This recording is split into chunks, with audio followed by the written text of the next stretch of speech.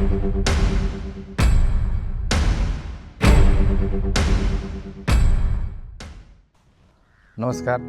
माझं नाव तुषार राजेंद्र चौधरी, मुक्काम पोस्ट उदापूर, तालुका जुन्नर, जिल्हा पुणे।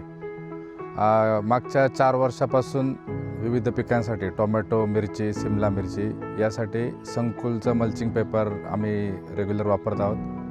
त्यात उन्हाळी सीझन असू दे किंवा पावसाळी सीझन असू दे, दोन्ही सीझनमध्ये वापरला आहे तो पेपर। तर या संकुलचं वैशिष्ट्य असं की आता आपण बघू शकता, आता याला आतून 15 दिवस झाले आहेत, पण अजून एक प्लॉट आहे त्याला वापरून जवळपास 4 महिने झाले। तर मागच्या वर्षी एक असा अनुभव आला की 2 पिकं 20 मायक्रॉन असूनसुद्धा 2 पिकं त्यावर घेता आली।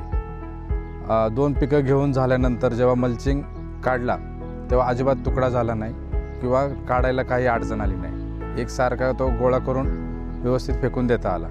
20 मायक्रॉनचे त्याची थिकनेस असूनसुद्धा 2 पिकं सहज आपण घेऊ शकतो। आता हा तर 25 मायक्रॉनचा आहे। तर याच्यावरून बघू शकतो की ग्रोथ वगैरे जी झाडांची आहे ती आमच्या इच्छेपेक्षा जास्त झालेली आहे। ग्रीनरी असू दे किंवा त्याचे जे हे असू दे काय फॉलेज असू दे, सर्व एकदम सुंदर आलेले आहे। आणि यातसुद्धा असंच नियोजन आहे की 2 पिकं तरी मिनिमम घेणारच आहोत।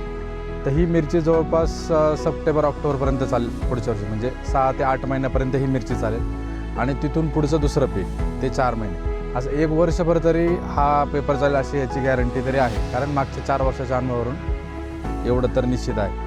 1 वर्ष आम्ही दुसरा वापरून बघितला हा पेपर वेळेत न मिळाल्यामुळे, पण तो एका पिकामध्येच त्याचे तुकडे व्हायला लागले। लेबर जेव्हा इकडून तिकडे चालायचं त्या पायाने सुद्धा त्याचे तुकडे व्हायचे।